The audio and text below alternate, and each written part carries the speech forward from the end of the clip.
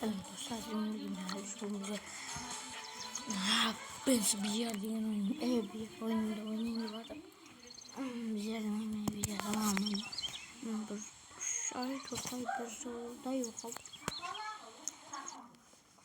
Ne oyunu videom saldım, kunun yüzü babam.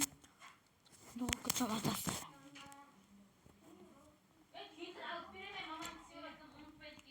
Semanganak ne garip ettim mamamın. Oy dostlar reklam aşağı dindi.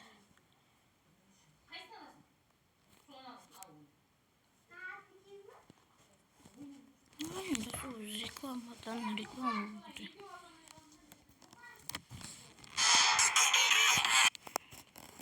Dostlar bunu çizdirdim. Kimlerin doğrayacağım lan? Kim bugün sizce bak.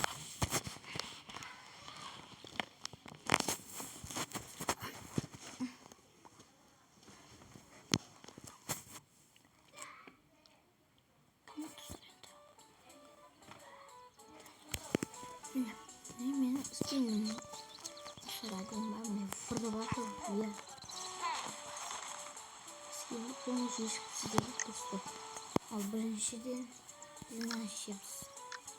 Biz beni hayırlı olsun.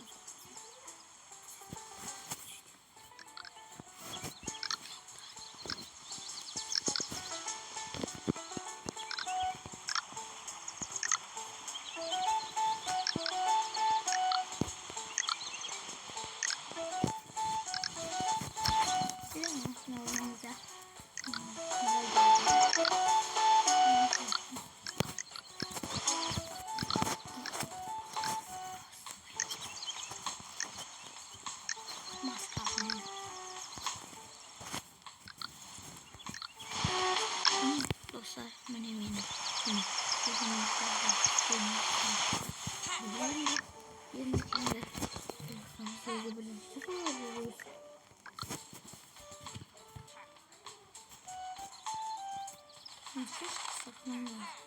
hiç anlatmayacağım.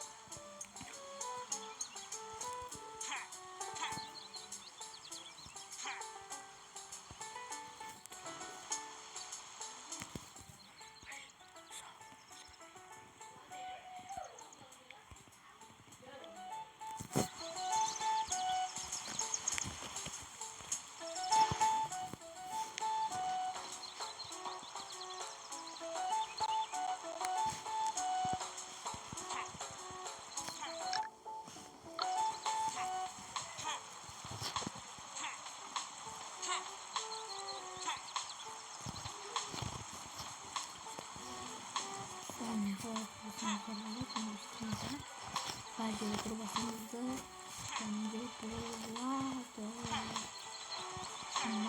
habis musik ketika sabia di peringatan video soal yang sentuhan